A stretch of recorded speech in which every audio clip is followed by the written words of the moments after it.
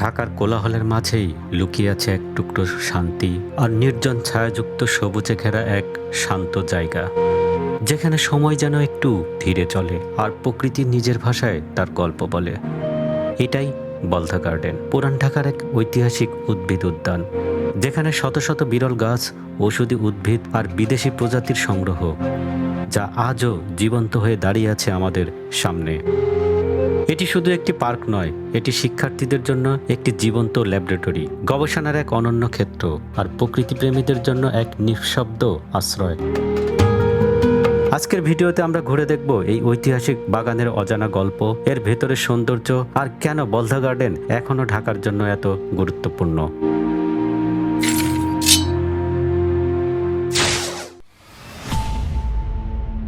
বলধা garden, যা পুরান ঢাকার নারিন্দায় অবস্থিত, এটি বাংলাদেশের অন্যতম প্রাচীন এবং ঐতিহাসিক বোটানিক্যাল গার্ডেন। প্রায় 3.15 একর জায়গা জুড়ে বিস্তৃত এই বাগানটি শহরের কোলাহলের মাঝেও এটি যেন একটি শান্তির আশ্রয়।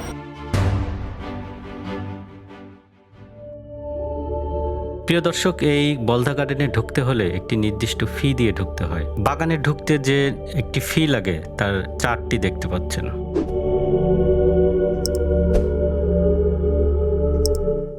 ঢুকতে ঢুকতে এই বলধা গার্ডেনের ইতিহাস আপনাদের জানানোর চেষ্টা করব।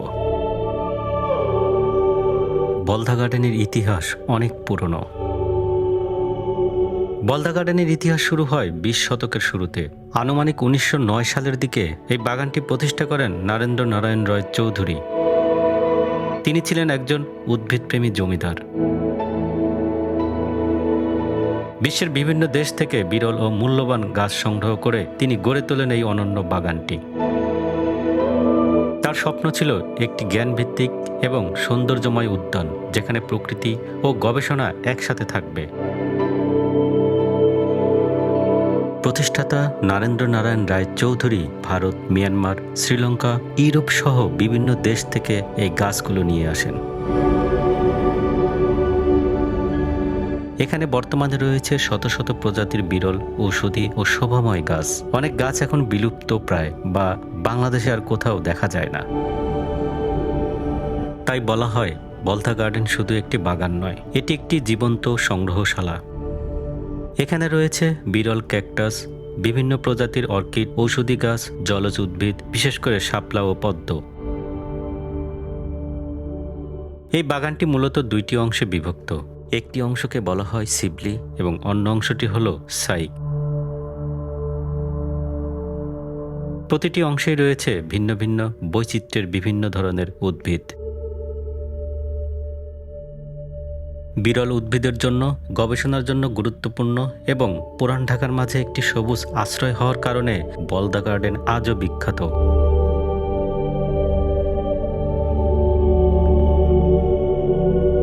1909 সালে যখন বাগানটি স্থাপন করা হয়, তখনই একটি সূর্যঘড়ি এখানে নির্মাণ করা হয়। সূর্যঘড়ি হলো এমন একটি প্রাচীন ঘড়ি যা সূর্যের আলো ও ছায়া দিয়ে সময় নির্ধারণ করে।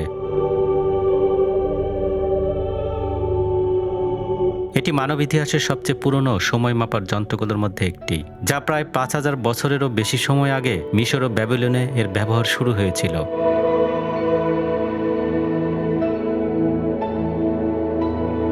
1943 সালে নরেন্দ্র নারায়ণ চৌধুরীর মৃত্যুর পর কলকাতার হাইকোর্টের নিয়ন্ত্রণে ট্রাস্টের মাধ্যমে এর তদারকি ও পরিচালনা করা হতো। 1951 খ্রিস্টাব্দে পাকিস্তান সরকারের আমলে কোর্ট অফ ওয়ার্ডস বাগানের ব্যবস্থাপনায় নিয়োজিত ছিল, কিন্তু তাদের দুর্বল ব্যবস্থাপনার কারণে বাগানের অবস্থার অবনতি হওয়ায় পাকিস্তান সরকার বাগানের ঐতিহ্য ধরে রাখার জন্য 1962 খ্রিস্টাব্দে বলধা গার্ডেনের ব্যবস্থাপনার দায়িত্ব দেয় পূর্ব পাকিস্তান সরকারের বন বিভাগকে। এ বাগানে মোট 8000 প্রজাতির প্রায় 18,000 উদ্ভিদ আছে। শিক্ষার্থী ও দর্শনার্থীদের জন্য এ বাগান উন্মুক্ত।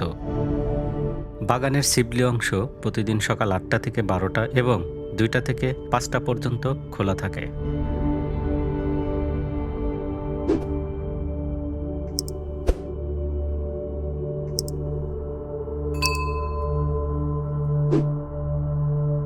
বলধা গার্ডেনের ভেতরের একটি ঐতিহাসিক জলাধার হলো এই শঙ্খনাথ পুকুর। মূলত সাইবেলীয় অংশে অবস্থিত এটি। পুকুরটির চারপাশে বসার জায়গা আছে, শান্ত পরিবেশ বিশ্রামের জন্য বেশ আদর্শ। অনেক দর্শনার্থী এখানে বসে বা পা ডুবিয়ে সময় কাটান।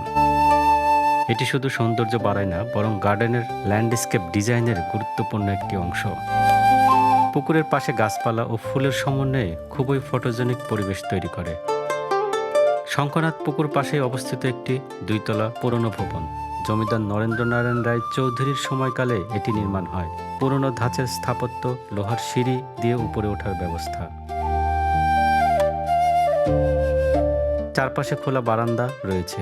প্রকৃতির মাঝে বসে বিশ্রাম নেওয়ার জন্য ব্যবহার করা হতো এটি মূলত রেস্ট হাউস বা অবকাশ যাপনের স্থান হিসেবে ব্যবহার হতো। তখনকার সময় এখানে বসে আড্ডা, সাহিত্য চর্চা বা অতিথি আপ্যায়ন করা হতো।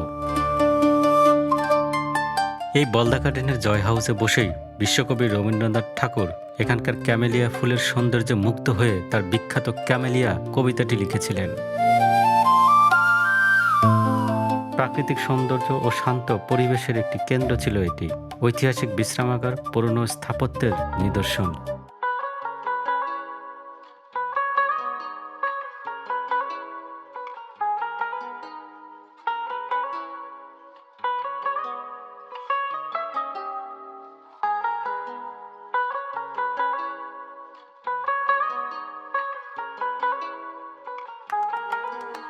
বলদা গার্ডেনে হাঁটলে মনে হয় যেন শহরের কোলাহল থেকে অন্য এক জগতে চলে এসেছি। এখানে প্রতিটি গাছ, প্রতিটি পাতা একটি গল্প বলে, প্রকৃতির, ইতিহাসের আর মানুষের ভালোবাসার।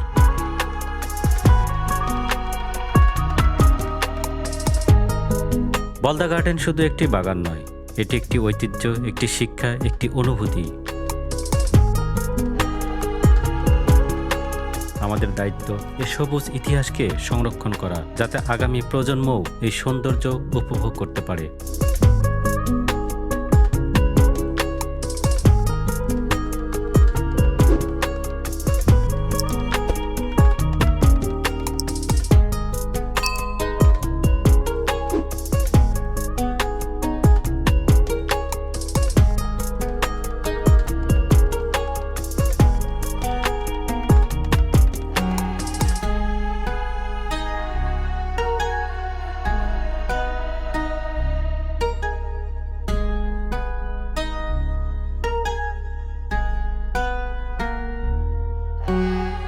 প্রিয় দর্শক, ভিডিওতে আজকে এ পর্যন্তই। আবার দেখা হবে নতুন কোনো ভিডিওতে।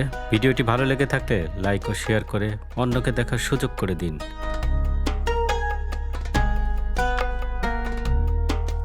আর আপনি যদি আমাদের চ্যানেলে নতুন হয়ে থাকেন, সাবস্ক্রাইব করে পাশে থাকার অনুরোধ রইল।